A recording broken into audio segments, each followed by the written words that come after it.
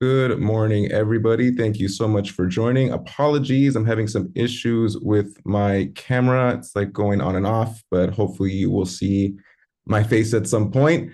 I want to thank everybody for joining in on the webinar today. We're really excited about the information being presented.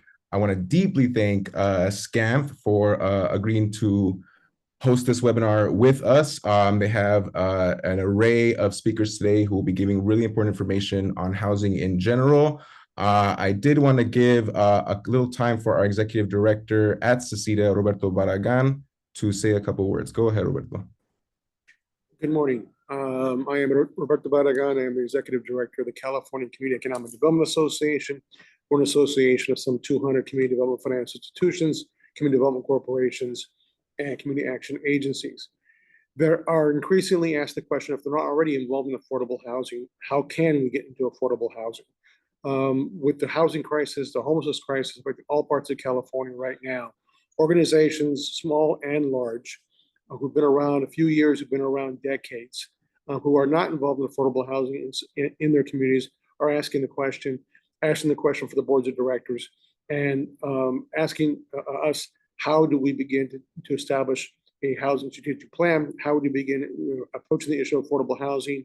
And what is it required or needed of us to be able to recommend to our board that this is a place we need to go? Last year, we connected with SCAMP and asked them to help us put together a kind of affordable housing one-on-one, nuts and bolts. As an organization who's not involved in affordable housing, how do I get in affordable housing? I don't know, what are the things do I need to think about? What are some of the requirements? What are some of the issues? What's a tax credit? I mean, these are all questions that, SCAMP and many of its members are intimately aware of, but some of my members and some smaller organizations across state are not. So today is an opportunity for you to basically learn the nuts and bolts. I want to again thank SCAMP, thank the California Housing Partnership. Thank you all for being part of this. And we look forward to a very informative and hopefully encouraging session for all of us who are not housers. Thank you very much. Thank you for that, Roberto. And with that, just some things to mention up top. We are going to be, if you have any questions, go ahead and put that in the Q&A function or in the chat function. We are also recording this webinar, so there will be a recording of the webinar available after the fact, as well as the PowerPoint presentations being presented today will be sent to you after the fact as well. So keep a lookout on your inboxes for a follow-up. There's also a survey in that follow-up and one at the end of this webinar as well. But with that, I want to go ahead and hand it off to the SCAMP team. There's a lot of information to go through, so I don't want to hold them up any longer than I have to. Thank you all, and I want to pass it over to SCAMP. Hi, everyone. My name is Danielle Edwards. I'm the Public Affairs and Events Associate at SCAMP. I'm sure most of you are aware of us, but if you are not, SCAMP is a membership organization, and we do policy and trainings like this, and basically to facilitate the development of affordable housing. Our members are mostly nonprofit housers and nonprofit developers, so it's great to kind of get out here and to be able to get this training towards people that are getting into this industry and getting into nonprofit housing. I also just wanted to plug really quickly that this is just going to kind of be a brief overview, and actually SCAMP will have further Affordable Housing 101 deeper dive trainings in April. Throughout the month of April, we'll have 5 sessions. So if this was really quick for you and you want a little bit more, just kind of keep your eye out, as we will have our Affordable Housing 101 trainings coming this April to kind of deeper dive into that. And as Elias mentioned, please put your Q&A answers in the Q&A box. You can also put them in the chat, but it'll be easier to keep track of them in the Q&A box. And we'll have 2 sessions of Q&A after the first speaker, Luis, and after Sharon speaks at the end on finance. So with that, I will get our slides started and introduce you to our first speaker, Luis Rodriguez. He is a senior project manager at National Core, and he'll be talking to you about the nuts and bolts of initial assessment and also on-site selection. Hi, good early afternoon, good morning. Let me just see if I can Daniel, when you started sharing the screen, it moved my screen around a little bit, but here we go. I got the slides just so I know what I'm talking about. Okay, yes. No, thank you for having me. Glad to be here to talk a little bit about kind of what we do. Like Danielle mentioned, I'm with National Core. That is an acronym for National Community Renaissance of California. We are a nonprofit affordable housing developer and an in-house general contractor. We also have in-house property management and in-house supportive services. So we wear kind of a lot of hats in our work and in what we do. Let's see, Daniel, do you want to go to the next slide? So we can kind of outline the agenda, things that we'll be talking about. Okay, let me see, nuts and bolts. Okay, so, I think I was thinking about this, knowing coming into this discussion on Affordable Housing 101, site selection, analysis. There's so many ways that you can really get started and dive in. There's no, I was like, what is the best way to start? And I think really, when I was thinking about it, it's really understanding what your plan is, what it is that your goals are, what you're really trying to do. Affordable housing, there's a lot, various different types of it, of our communities, the populations that we serve, the housing types. So I think it's important to understand, what it is that you want to do. You want to create a community that serves a certain population type, and maybe it's tied to your organizational mission statement or some expertise that you might have. So I think that's important from the onset to know those things that will kind of inform and lead you down the path as you kind of embark on this. Tied to that, if you're looking to partner with another organization, and maybe in the actual development part of affordable housing, you might be a little green, but you're looking to expand a little bit of experience there. Identifying where you would like to grow in that capacity, but what would you like to hold on to as far as like this bullet point talks about control. As an example, we've worked with a group that is very, very good at providing intensive case management services, and they're starting to grow their developments, and they really wanted to maintain ownership of continued supportive services once our project is completed. So that's one example of where, from the onset, this organization that is a little new to actual development, let us know, hey, we would like to kind of maintain that space. And that sounded great to us. They were really, really good at it. And it's been working out great so far. All these things are tied into your expectations for your joint venture with your potential partner. Danielle, next slide. Once you kind of outline kind of your goals, what you want to maintain control of in your partnership, then you really dive into some what I would say like pre-due diligence. If your organization or maybe you're partnering with an organization has already identified a potential opportunity site, it's kind of start asking yourself some of the basic questions, things that you can start understanding. And for example, what is the current ownership of the site? What is it going to take to get a project built on this, as far as the site control, the decision-making process? The second bullet point, I think, to me, reminds me of how complex sometimes these things can be. One example that comes to mind, National Core is very, very good at, or there's a good track record of us partnering with local religious institutions and developing on church sites and church properties. And sometimes understanding those decision-making processes are also key. Sometimes they're easy, others it's a little complex. Maybe there's a board involved. Maybe you need a majority vote from the internal board. And maybe there's kind of this particular religious institution is part of a larger network. And at the top of the hierarchy, there needs to be kind of an overall approval. And to make sure that there is authority to do a development on a project is huge. understanding that before you get too far along is going to be helpful.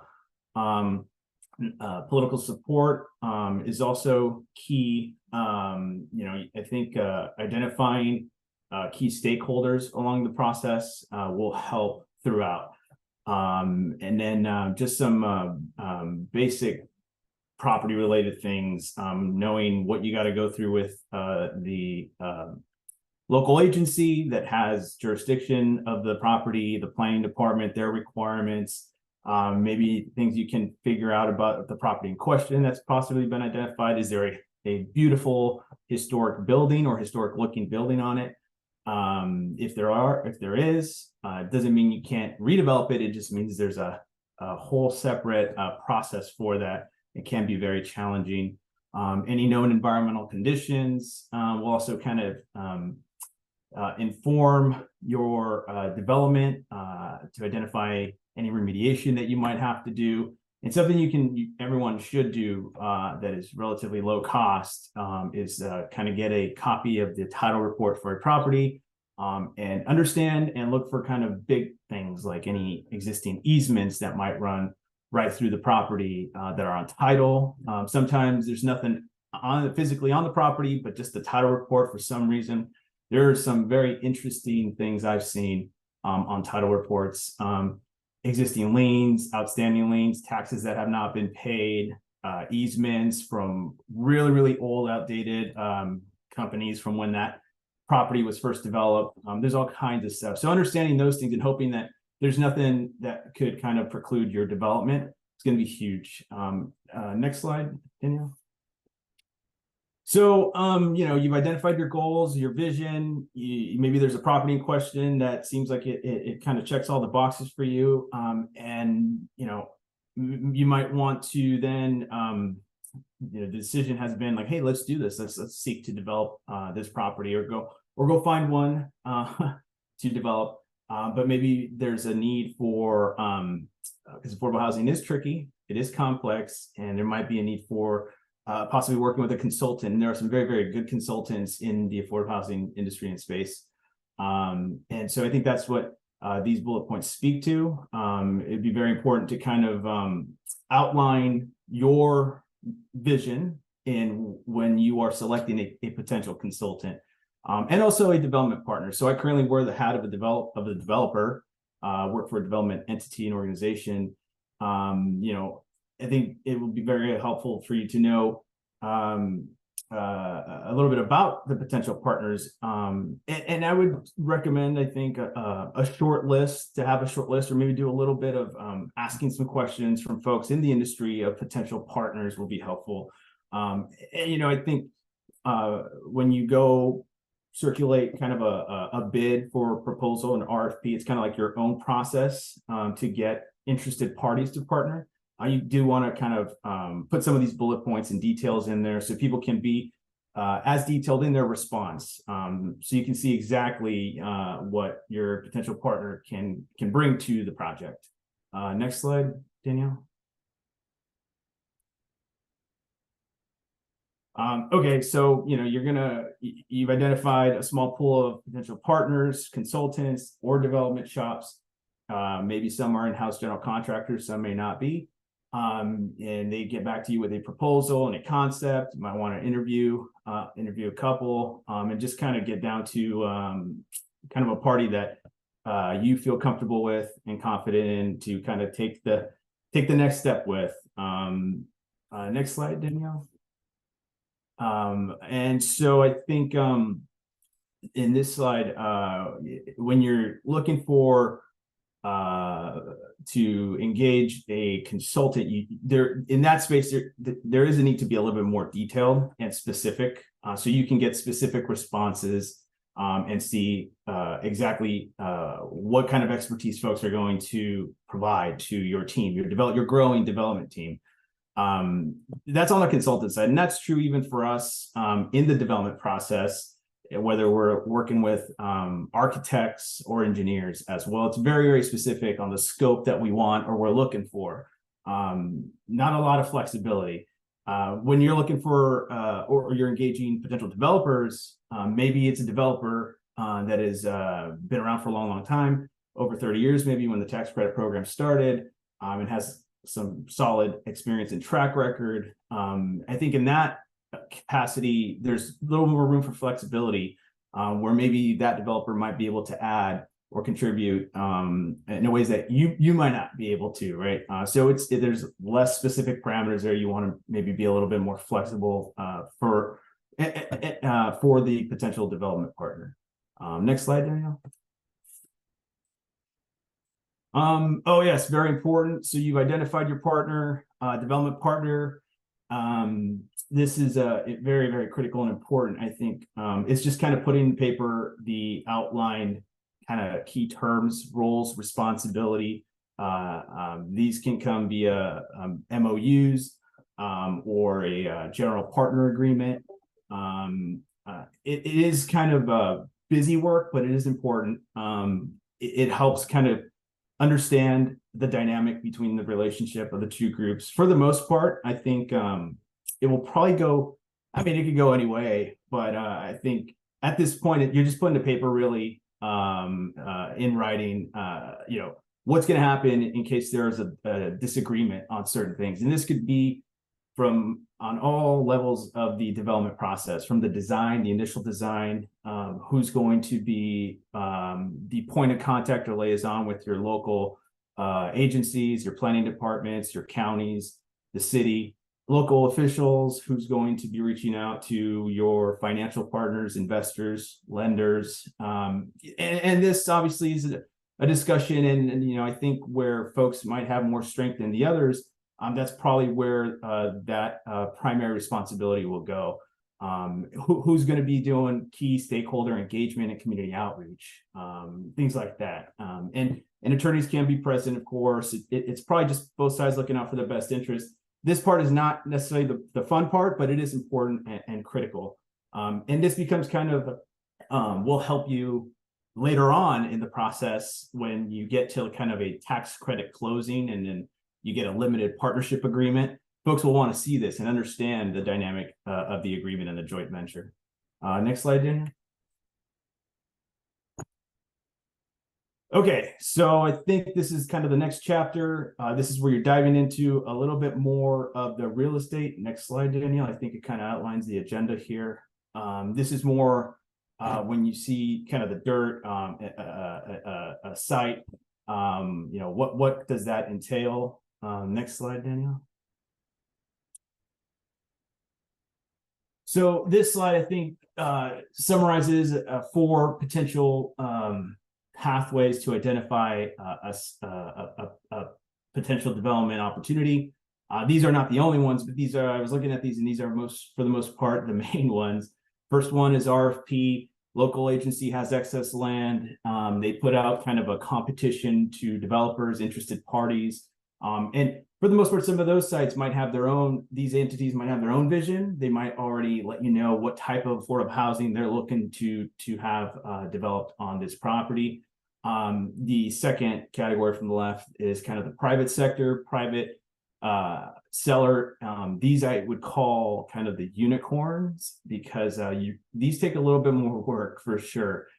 This is, finding a private seller that is willing to work with you in a long escrow, and usually, you're looking to structure the terms so that you have enough runway to get you to get everything you need in order to kind of get underway. You got to get your entitlements, which we'll talk a little bit about. You got to get your financing, which the next chapter Sharon will talk about.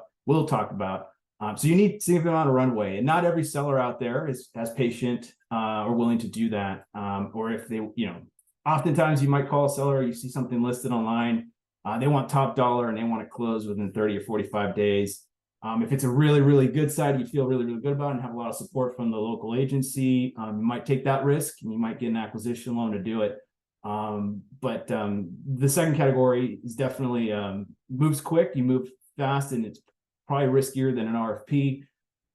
Third category here, I think, speaks to like what I mentioned, partnering with a local organization like a church group that maybe has excess land. They have a big property where they had a lot of parking stalls, and just fast forward to today from the past, there's no longer such a need for for all this space, and they're interested in developing their own property. And then final category on this is just identifying every city in California, for the most part, has a housing element. And those are cyclical. I think they're updated every 8 years, I believe. And in those documents, cities will do a good job of identifying potential opportunity sites for affordable housing. I'm pretty sure almost every affordable housing developer takes a look at housing elements regularly, or when we come across a site, to see if the city has already identified it as a potential opportunity, which will be helpful as you move through the development process. Next slide, Danielle. Okay, so I was thinking about, I didn't want to talk too much about financing because I know that's the next section, but even in site selection, it is very, very important to understand the financing of how you get these projects done. Project site, for the most part, nearly all of them are financed with low-income housing tax credits and some other local sources or even state sources. And a lot of these programs have minimum requirements, and some of these are like the amenities that are listed here. And those are done so that projects can, the future resident projects can have things near them within walking distance, usually no farther away than, I think it's in an urban area, about like a mile or maybe 1.5 miles of a radius of that site. So you gotta make sure you have your amenities depending on the type of project and who you want to serve. If it's a family project, it needs to be by elementary school, middle school, or an educational school. You got to have your parks, your library, and transportation. Of course, you want to have local transportation, bus stop, light rail stops. So these are important to understand. If you find a site that just is kind of in the middle of nowhere, it probably will not be a good fit, and it will not meet the amenities that are just required. Next slide, Danielle. Once you get a site and it does meet things we talked about, you've got some great amenities. You're by a grocery store. I forgot to mention now, and obviously future residents will need to have access to healthy foods, pharmacy. Then you kind of dive into a little bit more of the science of community development. You got to understand just some of these things. The zoning. What is this particular site? What is the current zoning? Also not listed on here, but something to also kind of dig into is there's two in California, for the most part, in land use. You got your zoning codes and you got your general plan designations. Ideally, those two kind of speak to each other and are synced up. Sometimes they're not, but just knowing what is your zoning, what is your general plan district, is the site zoned for residential, multifamily residential, single family residential, industrial. This will be a huge help to understand your path to get your project done, which we'll talk a little bit more about. And then, as far as unit count, unit yield, knowing what type of projects you want to develop, and maybe you come from like our shop, in-house general contractor, we kind of understand ballpark about what our minimum project size ideally would be. As far as maximum, I think there's not really a maximum as long as you can pencil or make your project financially feasible. But these things will help inform and further inform your decision on developing a site. Can I fit 50 units on the site that I've identified? And parking as well. And that all depends on the population type. There are some powerful tools that have come down from Sacramento to help kind of get parking reductions in our world. But at the same time, understanding the local needs, parking is always one of those issues that, there's just we are a car dependent state, especially in urban areas. There's always kind of a existing parking issue. And just trying to find kind of the happy medium as it relates to parking, I think is going to be key. Same thing here, understanding how tall your building would be, what is the height that is allowed. And then once you kind of have all this, kind of understand all this, outlining the entitlement pathway with the local agency. We'll talk about entitlements and what that is briefly in a bit. Danielle, next slide. Okay, The other major factor of the development process, what's this thing going to cost? I think looking at the list here, it does a good job. I would say this probably speaks to, in our world in development, where we start putting together some numbers, run a pro forma, we'll call it pro forma, where we list all of our costs of the development budget. And this will help understand kind of the next step, which will be nearly all of our projects have what we call a gap. You know, what other local sources do we need in order to make the deals pencil? Probably the two of this list, most significant ones will be your acquisition cost and your construction cost. Just urban infill California real estate is expensive, and the costs have just kind of continued to increase. So you definitely want to run your numbers. If you have a partner that's in-house general contractor, it's going to be helpful, can kind of streamline that process. We kind of do know some ballparks on what it costs to build 100% one bedroom project if we're serving maybe seniors versus a project that will serve families that includes units that are 2 and 3 bedrooms. You know, there's a per unit cost for these different types of projects. So understanding that and plugging that into your pro forma, or, you know, working with a development partner that might be stronger in this area, just to kind of overall know what is going to be needed to get your project done. Next slide. Okay, so yeah, this speaks a little more to the financing. You're running your pro forma. You have your unit count. You know, if it's 50 units and maybe they're all 1 bedrooms, what is the rent that can be charged? And for the most part, if you're looking for tax, or you're going to be pursuing tax credits, there's a list. All this is kind of online on the TCAS website. What is the rent that can be charged for these units in this county? And then you're kind of solving really for what that gap is going to be. You know, these rents will inform how much debt you can get on your project support after you've accounted for your operating budget. What's it going to take to maintain this, to run it efficiently, to make sure it looks beautiful and that it's durable. Next slide, Danielle. And then you factor in so you come up with your rents, your expenses, you have your NOI, and then you figure out how much of a debt you can support, your development costs. The difference between those two is the gap. So in this example, I think it's showing a gap of about 23 million bucks. After you kind of figured, okay, I can support a loan of about 3.7, it's going to cost 27 mil to do this project. Where do we get these dollars to get the project to pencil? And here are some of the sources that we've talked about a little bit. Nearly, or a lot of these projects will go after the tax credits, and then some measure of state, federal, or local dollars as well. Next slide, Danielle. Okay, so community support. You know, there's different components that kind of move in tandem. You got your financing analysis, your entitlement analysis, site-specific analysis. At the same time, it is important and key to do some stakeholder outreach, community outreach, identify kind of key leaders, and that will help you as you move through the development process with the city. You know, if you have to go to any kind of hearings for entitlements, if you need to go to like planning commission or city council, you'll want to make sure you kind of identify the stakeholders that are supportive of this project. If throughout this process, maybe you find out that the community may not be so supportive, maybe that's an opportunity to kind of rethink and reconsider, you know, or just continue that outreach.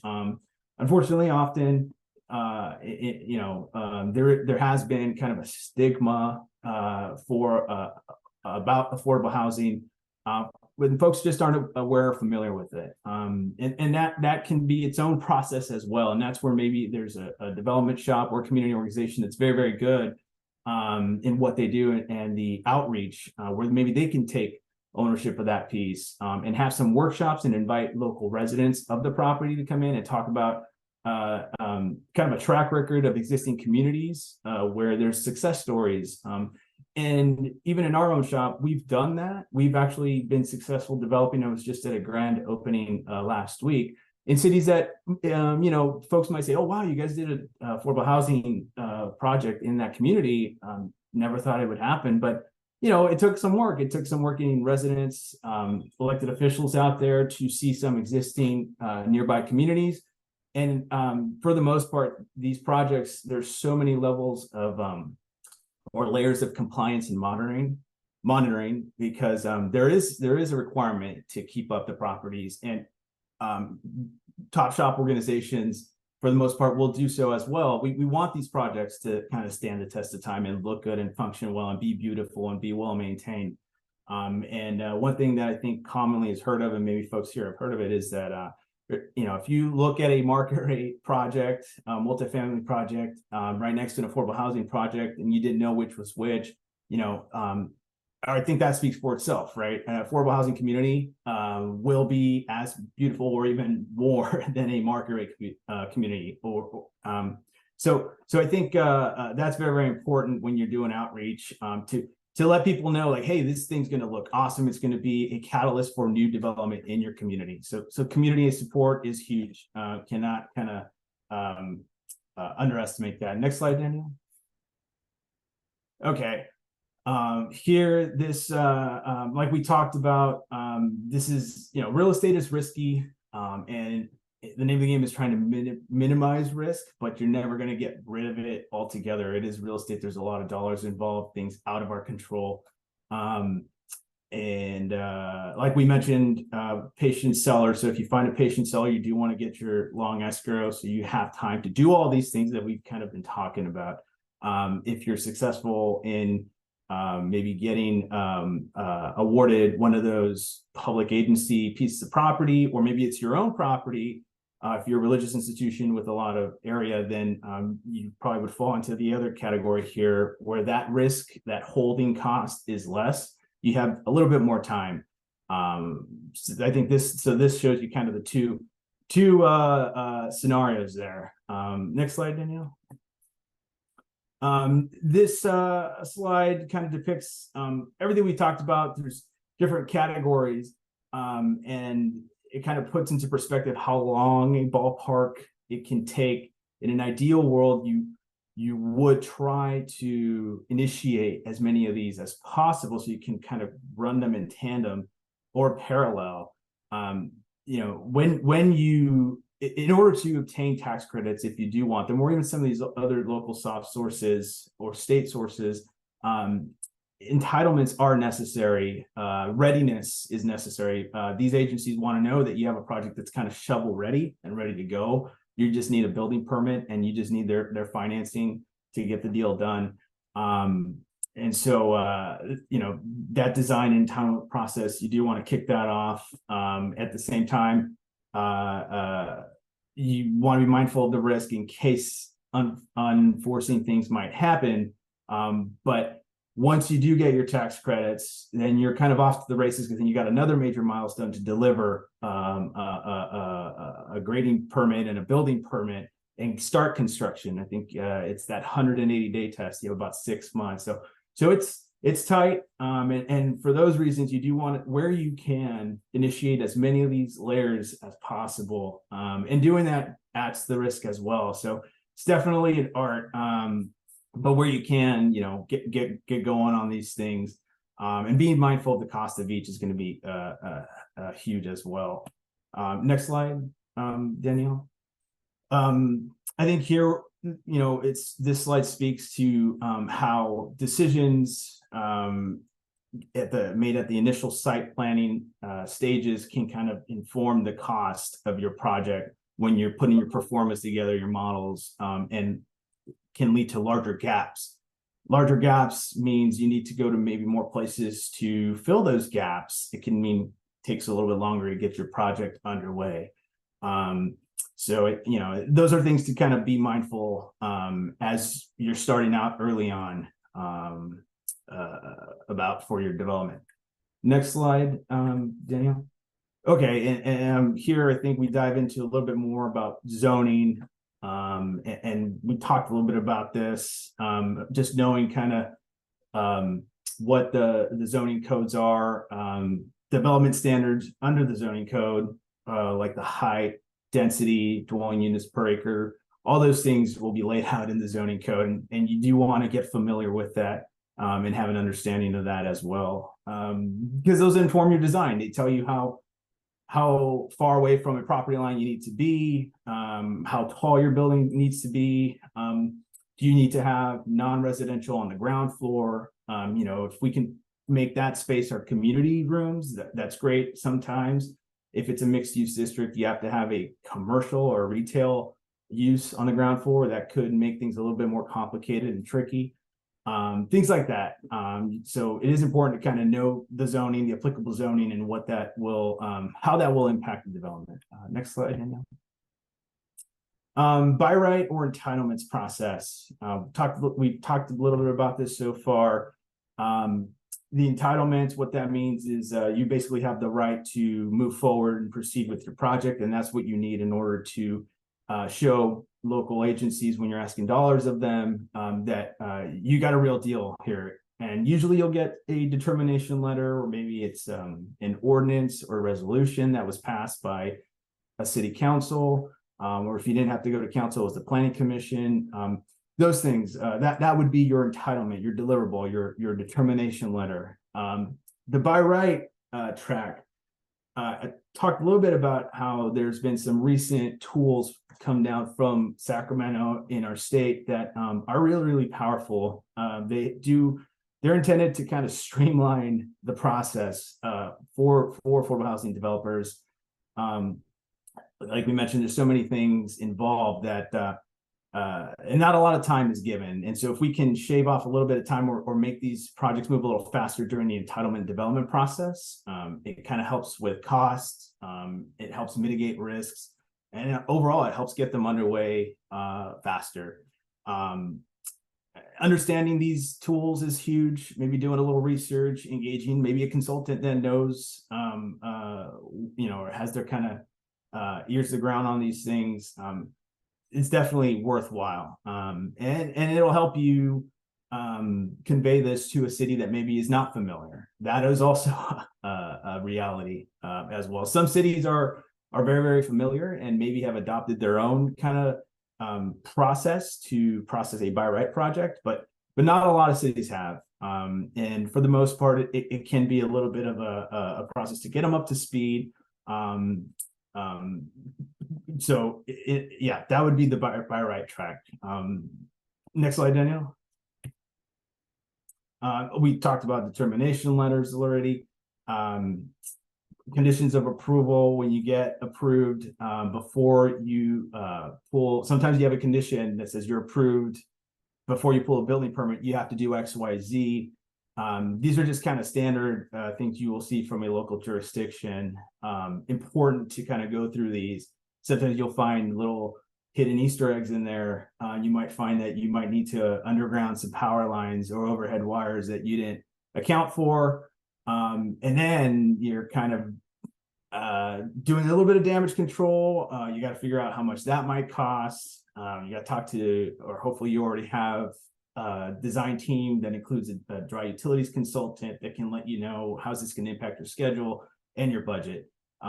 So conditions of approval, I can't stress, and I do this all the time, even on our teams, like, hey, what does your conditions say, or what do my conditions say? Definitely bounce these off of your general contractors or your GC partners.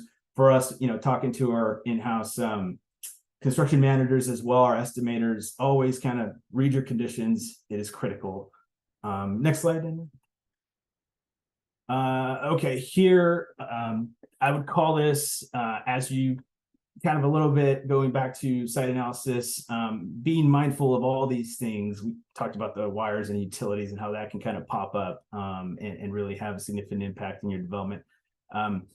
I think once I worked with someone that called or just kind of basically said, when you're looking at a site, you want to have the mentality that I'm looking for deal killers. You want to see how many red flags pop up to make sure you account for these things. Sometimes it's not necessarily a deal killer, but you want to make sure you budget for it and your schedule can accommodate it. One of these that's popping out to me is, for example, fire department access. That is huge.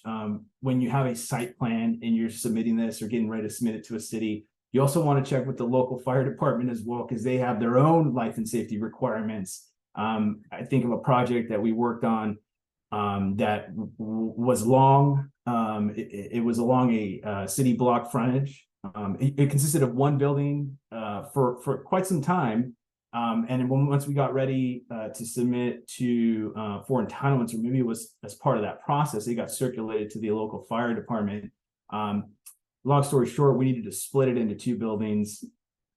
Fire department code required that, so that in case a truck pulls up in an emergency and there's a fire, they're able to pull their hoses that can reach the back of the building. So your building can't be too long. And this is all part of selecting and working with solid design teams, your architects, your engineers. Hopefully these things are all things they'll be familiar with, or they'll know where to look or who to talk to, or maybe they have relationships. But that's an example where these things can inform your design. In that scenario, when we first heard about this, like, oh man, let's pop this into our performa. What is this going to do? How's this going to impact us? Very, very important. Easements we talked about as well.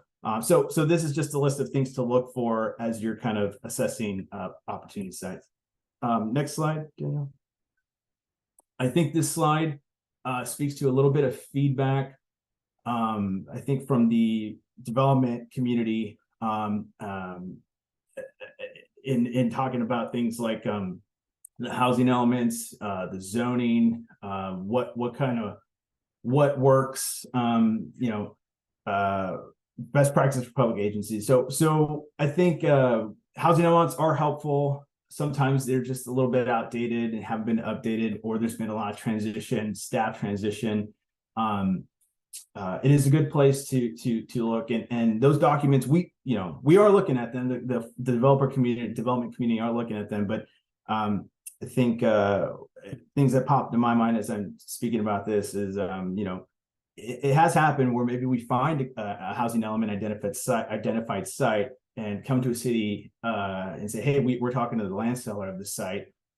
You guys or the city has identified it, and unfortunately sometimes I think it's maybe there wasn't anticipation that would happen, and then where that has been identified, the goal has been to streamline the development of that, but it sometimes takes a little bit more time to get there. Same thing, it's tied to the by right tools that are out there. Might take some time to cities that aren't very familiar. So best practice or suggestions or recommendations to public agencies out there to, where you can, when you can, I know everybody's busy, is to kind of maybe do a little bit of keeping an eye out, ears out on all these powerful tools that are out there. Sometimes it may seem like it can be too good to be true.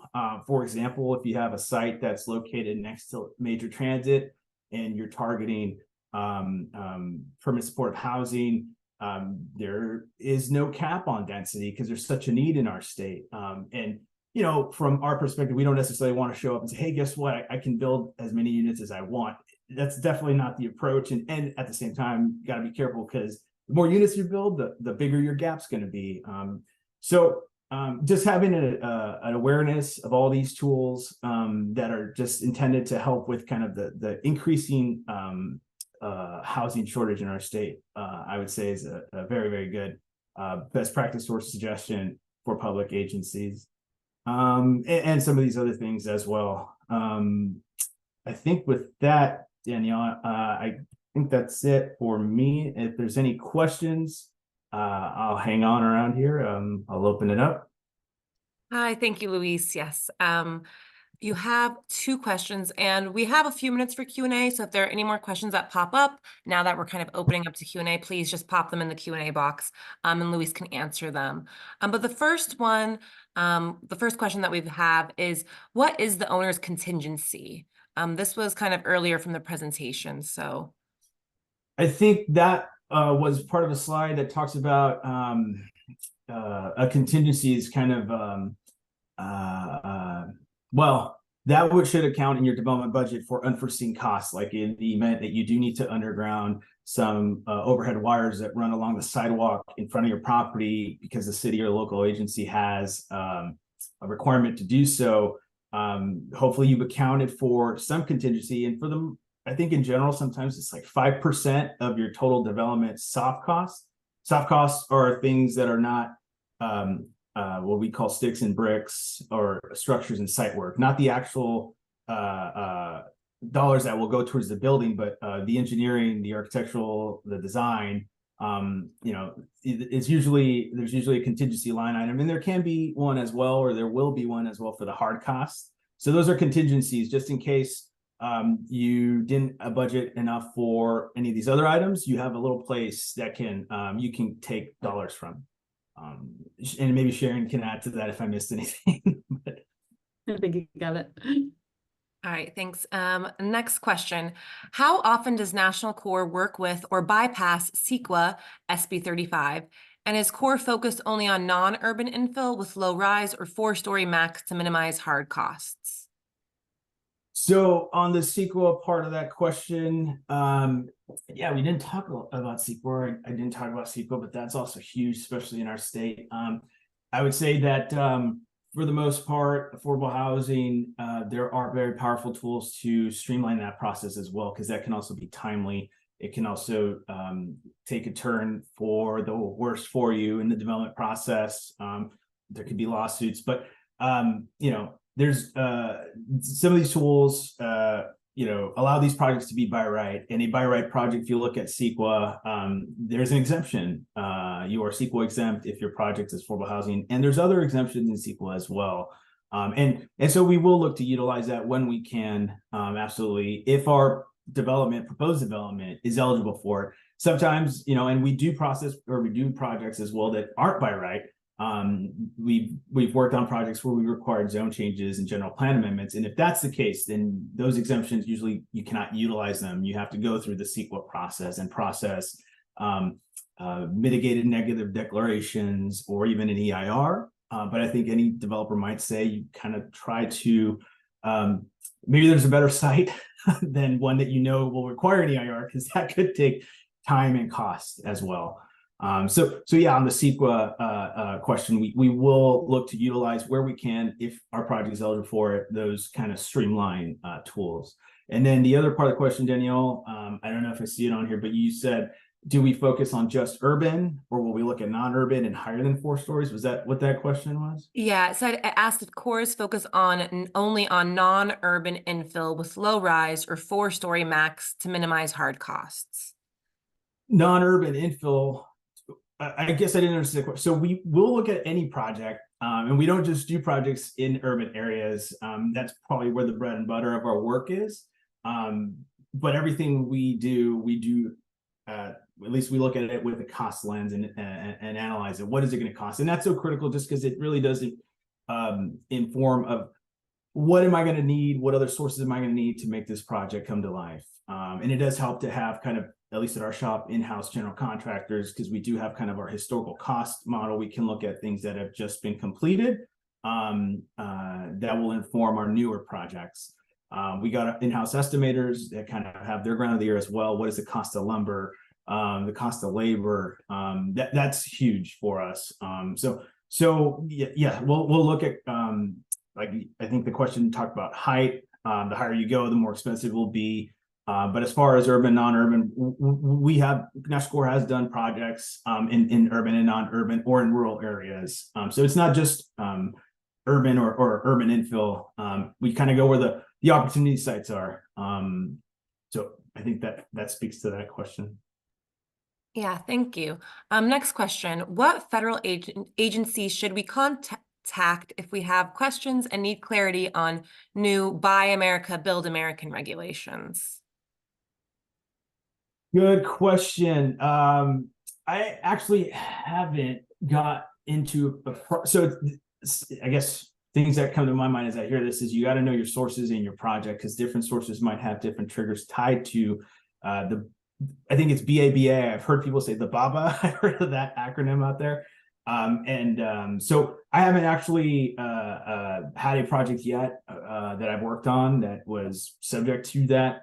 Understanding the sources, and that's because we looked at our sources, and maybe they were state sources, they weren't federal sources, and so that's one thing that we didn't need to dive into. But absolutely, if you find that you do have some federal dollars, that is a something you need to consider and look into, then I off the top of my head, I unfortunately do not have the answer on who you can contact, but you just need to do some research, a little bit of Googling, talking to other shops, your consultant, like a CHPC, who might be familiar with some of these policies.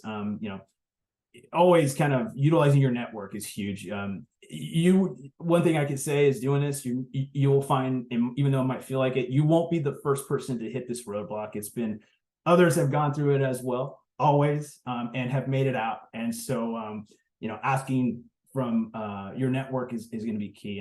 And for the most part, I think, and I get these questions from former colleagues that maybe work now at other shops. We're all in this together, trying to provide housing. We need it in California. There's such a need. Sure, there's competitiveness tied to this, but I would never, hold back helping somebody in a general sense, trying to find maybe the right point of contact on things like that. Happens all the time. So. All right, next question is in regards to the fire department access and assessing features of the site. So this person is asking if there are 10 city departments that touch on real estate development approvals, permitting, etc. in Los Angeles. Is there any progress in eliminating contradictory requirements between departments? And how about getting departments to talk to each other to streamline the development process? Yeah, I think if you can streamline the process, it's all kind of hits that same vein of how do we do projects faster, quicker. If you could get any city, if there's a lot of departments to kind of talk together, it would be helpful. I think the reality is there's just so much. Cities are swamped. We're all swamped. There's a lot of work going on, and maybe a lot of folks are understaffed. It's just a reality. And I think in LA, though, there's been a lot of momentum. I think the mayor has just, a few months ago, done a lot of work over the course of the last year to help even further streamline. And so that's a city where there is a lot of movement and momentum to continue to try to find ways to get these projects streamlined and get all these departments to talk to each other. Because it can be a process, and that's part of the art, right? It's kind of navigating through it, and it's a lot of trial and error, and building relationships where you can is huge. Killing them with kindness, bringing them a little box of donuts in the morning when hey, I have some questions about your zoning code. That goes a long way sometimes. But so for sure, yes, it would be. It just does help whenever there is momentum to get different departments to talk to each other. Absolutely. And we'll just do 2 more questions quickly so that we stay on time. The next question is, how do we encourage or target more mixed use properties that have market rate and affordable components? How do we do that? So I think if your goal is to do a mixed use project with mixed affordability, you might want to start where we started here at the beginning, identifying a market rate developer or builder, because for the most part in California and a lot of especially urban areas, there might be an inclusionary housing requirement. And these are policies in place by cities that help kind of, if you're going to build 100 market rate units, maybe at least 15% of the units need to be for affordable housings, no higher than 80% AMI. And so starting to identify who's active in the communities that you might want to develop in that are market rate developers. There may be an inclusionary requirement. Introducing yourself with that interest, I think, is a good way to kind of see if you can do that. So yeah. And then last question for you, is there a practical site minimum for an affordable suburban infill project? Affordable suburban infill project. When I hear that, I think then of areas where the existing environment might not be so built up and compact. So I would say maybe there's more room, the parcels are bigger, there's more land available, the developable area is just kind of characteristically there's more land. So I don't think there would be a minimum. I think it's just in an area like that, you probably wouldn't need to, when you're building urban infill, there's not a lot of room to, for example, can't put a lot of parking in a very dense population area. So you might have to consider underground parking. You might be doing podium underground and at grade, 2 levels of parking. That impacts your cost significantly. If you're in a suburban area, you're not doing that. I don't think you would be building kind of voluntarily podium underground parking garages. Maybe you could build at grade parking, which is we love when we can, when there is space to do at grade, because it's less costly to do that. But in a suburban area, you might characteristically have space to do that. So I think that, to me, I don't think there would be kind of a minimum size for the property in a suburban area if you can, if it works, if the design works. Just some thoughts that kind of came to me when you mentioned that. All right, thank you so much, Luis, for your presentation. And we will move on to our next section, our next speaker. So I want to introduce Sharon Bennett. She is the Director of Housing, of Financial Consulting and Housing Finance Training at the California Housing Partnership, and she's a SCAMP board member. So Sharon, if you want to take it away. Great, thanks. Yeah, and thanks to Luis for kicking us off with a lot of concepts. And I don't know if there's one takeaway from Luis's section, I think it's building your team is really important. And that team includes consultants, it includes JV partners, it includes lawyers. It takes a village to build a village. So thanks everybody for being here this morning, and thanks Danielle and Scamp for having me. So I work at the California Housing Partnership. I'm based in their LA office, and we are a statewide nonprofit, and we provide financial and policy solutions to nonprofit and public partners in order to create and preserve more affordable housing in this state. So most of my clients in my financial consulting work are nonprofit developers. And I see some familiar names on the participant list this morning. But in addition to the financial consulting piece, the partnership, we have policy and research teams.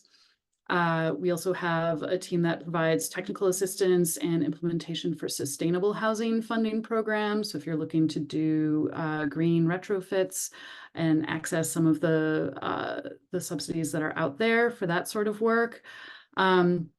And our website has some great housing data tools as far as mapping what our affordable housing needs are in the state, and where affordable housing is located and what benefits they're providing to communities. So if you need to bring anything to a community meeting and convince folks that that stuff is needed, you might be able to find some stuff there. So I have the briefest amount of times to present something that's very complicated, which is affordable housing finance. So just want to say from the front, this is going to be a very high level view, and if you're interested in learning more, I'll replug Scamp's series that's coming up in April, their Affordable Housing 101 series of trainings. And if you are going to the Housing California conference tomorrow in Long Beach, there are the learning labs tomorrow afternoon, and there are labs that dive more into tax credits and bonds, and also an Affordable Housing 101 sort of full picture. So there are a lot of good resources out there. So when we're talking about funding affordable housing, the problem in a nutshell, if we boil it all down, is the rents that are paid in these communities need to be affordable to low-income households. And if that's the case, then there needs to be some other form of subsidy to fund the development costs, and sometimes to fund the ongoing operating expenses. Internationally, there have been a lot of solutions found for this.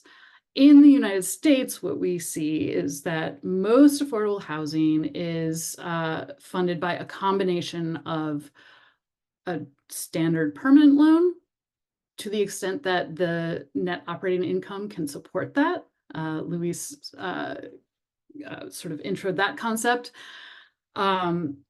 County, city, state, or federal subsidy funds, and then the low-income housing tax credit. I'm going to touch briefly on all of these, but first, a bit about the overarching dynamic. So if you think about a typical market rate apartment building, the way that is financed is kind of like, if any of you are homeowners, how you finance your home. It's a combination of equity or cash that you put down on it, and then conventional debt, a mortgage that you pay to the extent that your income allows you to pay that mortgage. For affordable housing, because the income generated by these lower rents is less than a market rate apartment building, that conventional debt piece is a much smaller portion of our financing stack. And then we can add on some equity from the low-income housing tax credit program, but there's still a significant amount of costs that still need to be covered. And that's where soft sources, public funding sources, government funds come in to fill out the rest of the gap. So to look at this, if numbers are your jam, so here's the our sort of market rate situation where we have our higher rents, higher income, and they're able to get, a total of 30 million in debt and equity to fund it. If we are serving very low income households, the income will be less. The operating expenses are typically higher because you're providing supportive services and other, other operating needs. So your net operating income is lower. And if you're serving extremely low income households, you might have a situation where you're operating, and this is sort of like a permanent supportive housing type of model, where your net operating income is less than zero without any support. So the public subsidies come in a couple ways. So this very low income building, maybe they can support a conventional mortgage of 7 million. And in order to get to our 30 million of total development costs, we need to find 23 million in soft sources or other subsidies. This extremely low income example, this one is receiving some subsidy on the rent side. So this operating subsidy or project-based vouchers, and that boosts the net operating income so it's able to support a larger conventional mortgage. And then the remaining need for the 30 million in costs is where the public funding sources come in. So this is our big picture. And where these affordable housing funds come from in California, again, it's that soft debt is various levels of localities. So perhaps your city. There are a lot more regional affordable housing trust funds coming online. The public housing authorities have funding. The main state agency is HCD, California Department of Housing and Community Development.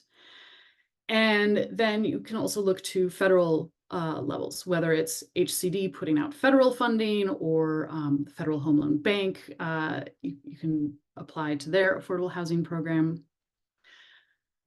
And then the IRS is involved in our low-income housing tax credit equity. And in order to access that, you need to get an allocation of those tax credits from the California Tax Credit Allocation Committee. And then I'll get more into the tax credits a little bit later. And as I mentioned, the rental or operating subsidies. So there are some local sources for operating subsidies, especially up in the Bay Area. And And then a lot of these come from federal sources. So the housing choice vouchers via the public housing authorities. Now, some broad strokes characteristics of public funding sources in California in particular. They're competitive and they're complicated. They're competitive because there is more demand than there are sources available. So most, if not all, application processes are ranked. There's a scoring system that is often a little complicated. There's usually a tiebreaker, which is sometimes even more complicated. And those scoring systems and tiebreakers are informed by the priorities of these public funding partners.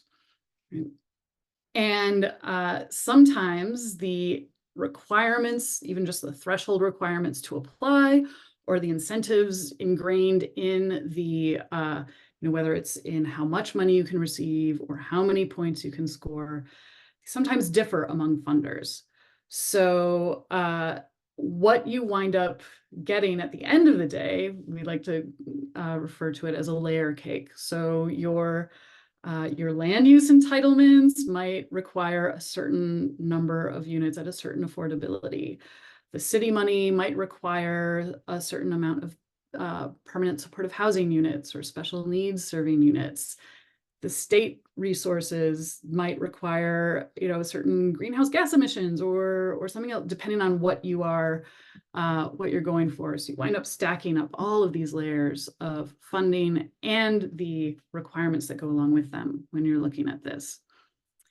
So this is where the requiring or incentivizing certain public benefits comes in, whether it's serving households at lower income levels, special needs residents, certain level of services provisions. And then each funding source might trigger other requirements as far as, are you paying prevailing wage? Are you paying Davis-Bacon or state prevailing wages? Do you need a project labor agreement? And this is where you want to vet your source's requirements before you dive in and go after them, right? Certain degrees of design and compliance.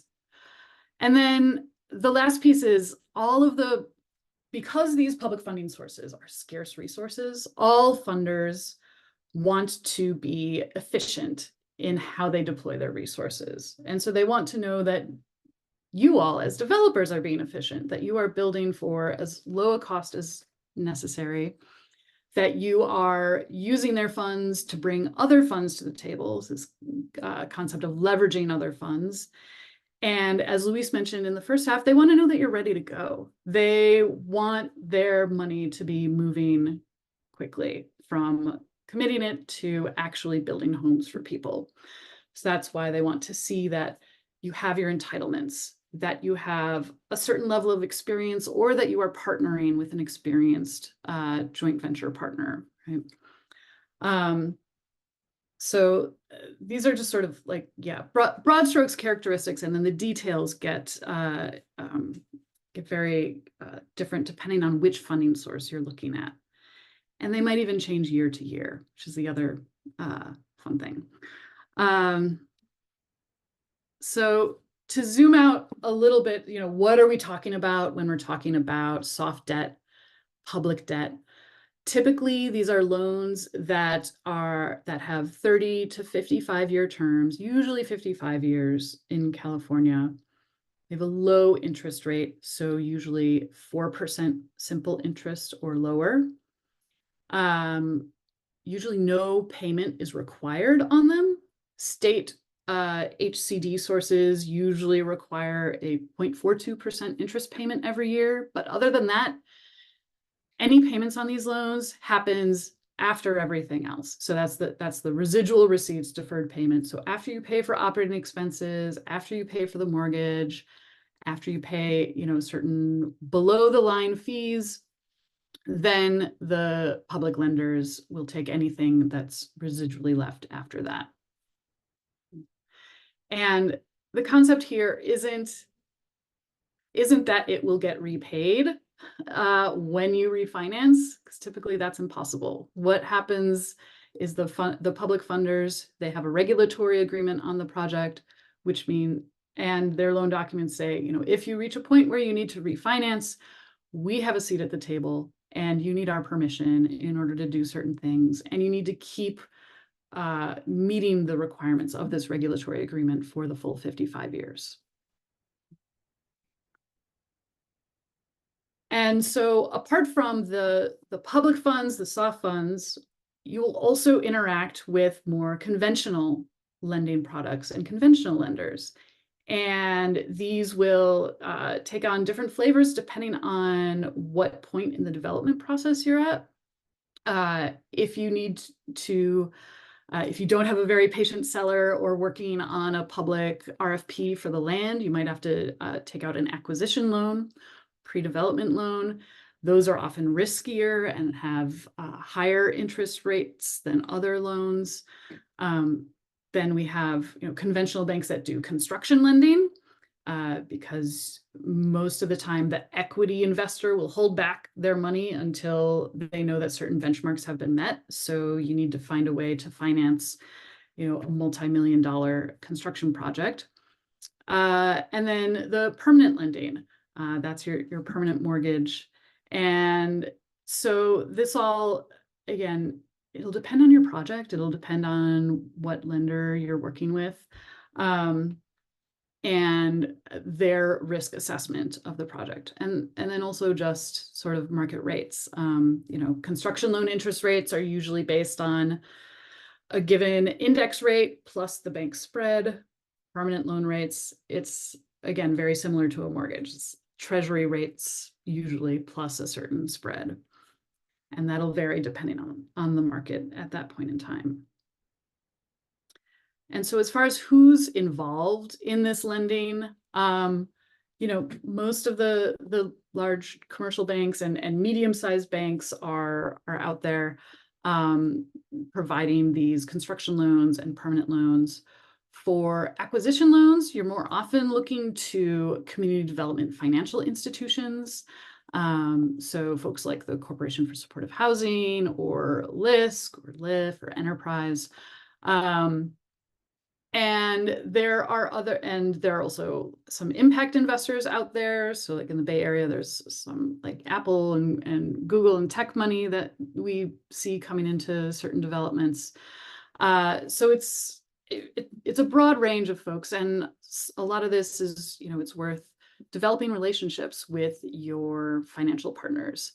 Yeah. All right. So to dive in, I'm actually going to just look at the Q&A real quick, because this would be a good chance to pause. Is there anything? Okay, nothing new. All right. All right. So our other big funding source. So we have our debt, we have our public funds. And in the back of the slide deck, I provide some additional resources on lists of public funding programs, sort of locally, statewide, and federally. The other big piece of the picture here is a low-income housing tax credit, or LIHTC. And this started in 1986 in the Reagan administration. It's been a popular bipartisan program ever since, and that's part of how it's been so successful in providing funding for affordable housing. You know, because the United States sort of politically, it's easier to sneak things in the tax code than it is to just give direct handouts and public subsidy. So that's sort of why this is in our tax code in a complicated way. All right. And what happens is the IRS allocates tax credits to states on a per capita basis, and then each state administers their tax credits for each year. And in California, that's done by TCAC. which you'll see their acronym in 2 different ways. And these tax credits reduce the annual tax liability each year for 10 years.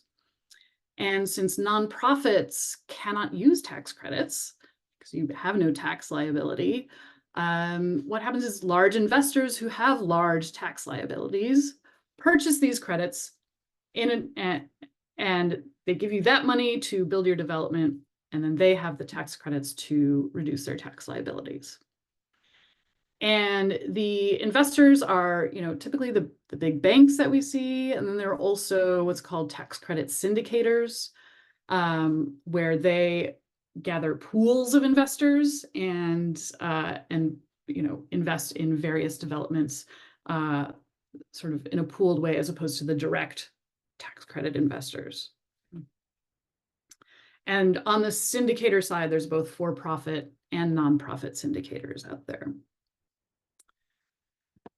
So, like I said, the investors, they pay cash for each dollar of tax credits. They claim the tax credits over a period of 10 years, and they are part of the ownership structure of the building. In order to get this stream of tax benefits, they need to be part of the ownership structure. And so they are the limited partner, along with the developer general partner in the limited partnership that owns this building.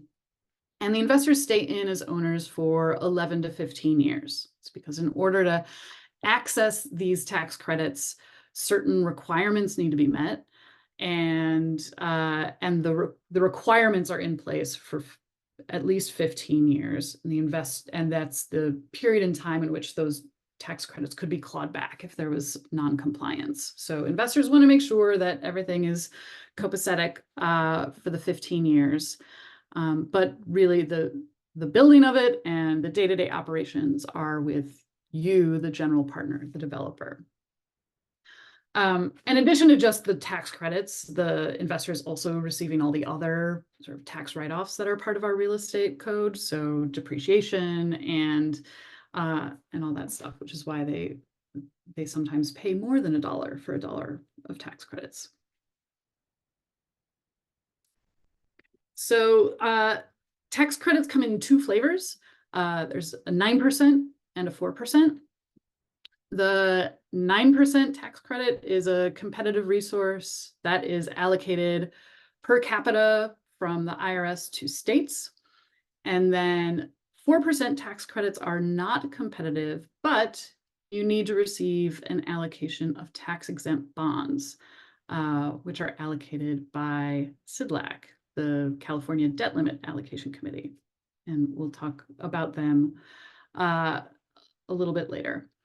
I should say also that each state's rules for allocating their tax credits every year, it's called their Qualified Allocation Plan, or QAP.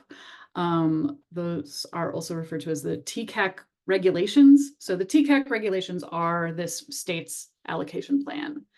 And I will say TCAC and CDLAC have pretty good websites as far as being able to access a lot of their information and see how past year's allocations have gone and find this year's meeting schedule and regulations. So definitely take some time to poke around in there. Right, so to talk about each of these flavors here, so 9% credits, they are extremely competitive. Again, capped by that federal per capita formula. In California, there's a $2.5 million annual credit cap per project. And TCAC holds 2 application rounds per year.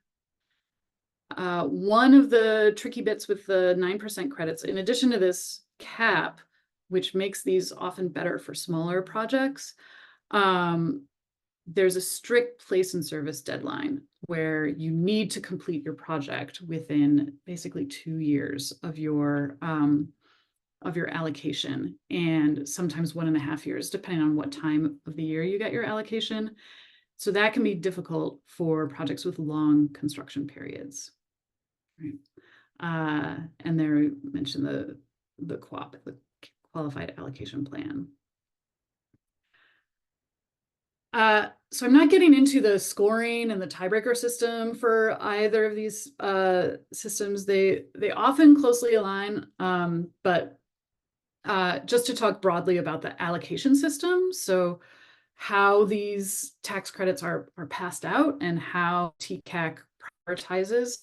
So basically, the annual amount of 9% credits, they're split into what's called the set-asides and then the geographic areas. And the set-asides, these are sort of priority buckets that TCAC wants to fund. So there's a rural set-aside, one for developments, existing affordable developments at risk of going market rate.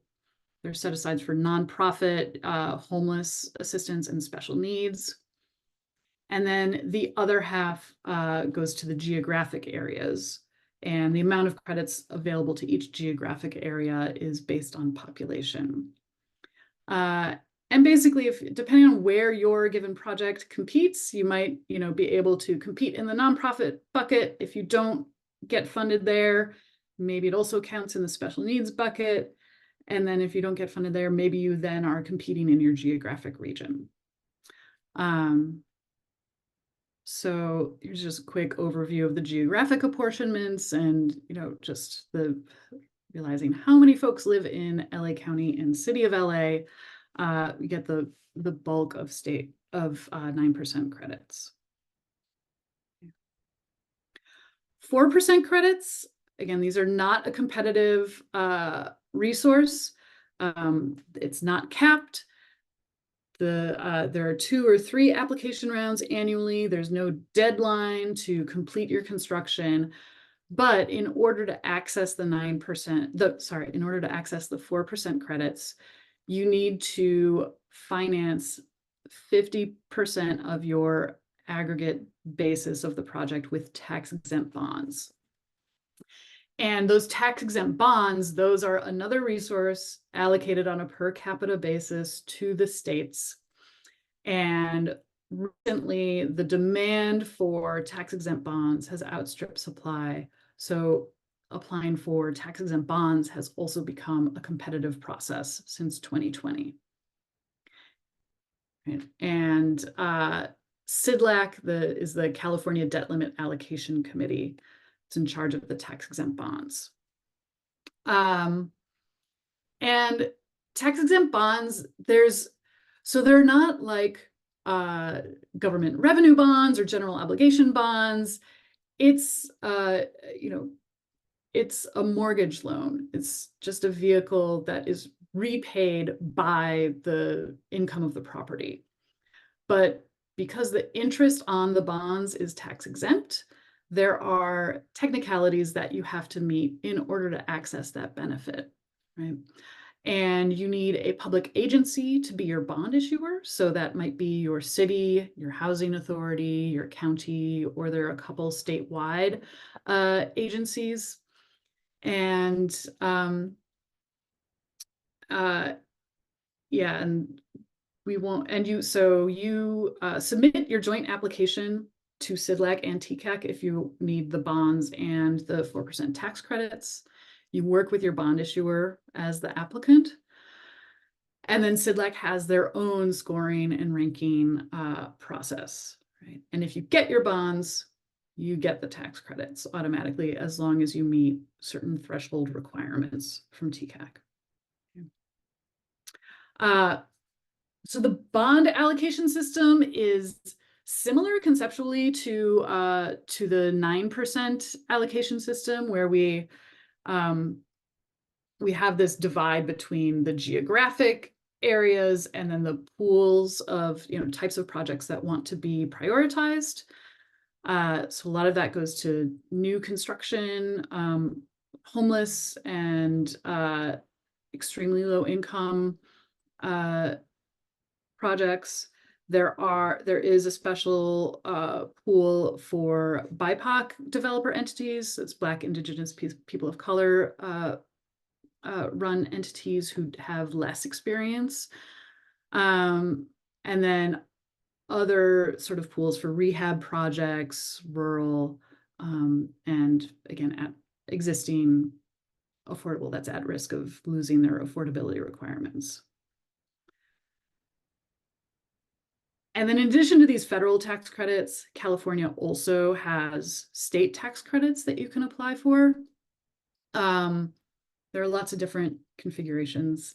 It's beyond the scope of these 20 minutes or so, but just wanted to mention that those exist as well. All right. Yeah. And if you have questions, feel free to reach out to me. And yeah, and I think we have a little time, Danielle, for a few questions. Yeah. Yes, we have a few questions. Thank you, Sharon. So I'll just go straight into it because we only have a couple minutes left. Regarding tax credits, do investors always get more value in tax credits than they put up in cash? That's the general idea. And the way that investors measure their benefits, it's a sort of internal rate of return, taking into account both the credits and the other tax benefits that they receive. So all of that depreciation, other tax deductions. So they can have a taxable loss on this, that helps them out in addition to the tax credits. And so we see different rates of return depending on the project and the market at a given time. And then the last question was, could this type of bond help finance a child care facility center that is co-located with low-income housing? Yeah, so certain commercial uses in tax credit financed housing is what's called a community service facility, and you can use tax credit equity to finance it. So if you just Google community service facility, and if it's a Head Start child, that's definitely part of it. If it's not, there are other requirements like it being accessible to the public and affordable to the folks who live there. And actually, one quick last question. In the chat, it came up. Can we relate this all back to the capital stack in initial slide? Relate the tax credit piece. So yeah, if you go back to the initial slide on the affordable side, here we go. I can share this. Yeah. Oop. Scroll up real quick here. Here we are. So this tax credit equity is the piece that we're talking about, the money, the cash from the investor to buy those tax credits sort of fills out this part of your capital stack. And then your mortgage and your public sources round out the whole picture. All right, thank you, Sharon. And I will hand this back to Elias to close us off. Thank you so much. And thank you again to the presenters. That was invaluable information. So thank you so much, Sharon. Thank you, Luis, who's no longer on, but thank you to him. And thank you so much, Danielle. I did want to share just a couple slides in regards to our organization, CETA, and membership. So we just want to invite you to join CETA as a member. There are a few benefits you get access to as a member, which includes some technical assistance training, further webinars and resources, case studies, guides, funding newsletters to be able to find funding sources, as well as other newsletters to be able to find other resources. We could talk about that more if you want to reach out and ask more about member benefits. I don't want to keep you too much longer. So this slide shows the cost to the member, depending on whether you're an individual member, a community action agency, which do get to join for free, or a community development corporation or a funder like a bank or corporate institution. Also wanted to give you a heads up for the CETA Annual Policy and Funding Conference we will be having in Sacramento on June 3rd and 4th. We're bringing together multiple community development organizations, from CDCs to community development financial institutions, community action agencies, as well as elected officials, banks, funders, nonprofits, and foundations. So we will send some information about that in the follow-up email, and please follow if you do want to attend. And with that, I think we're good to go. We made it right on time. Beautiful. Thank you all again to everybody. We really appreciate your time. Really appreciate the efforts from the panelists and hope you all have a great Tuesday. Check in that inbox for the follow-up email. Thank you all.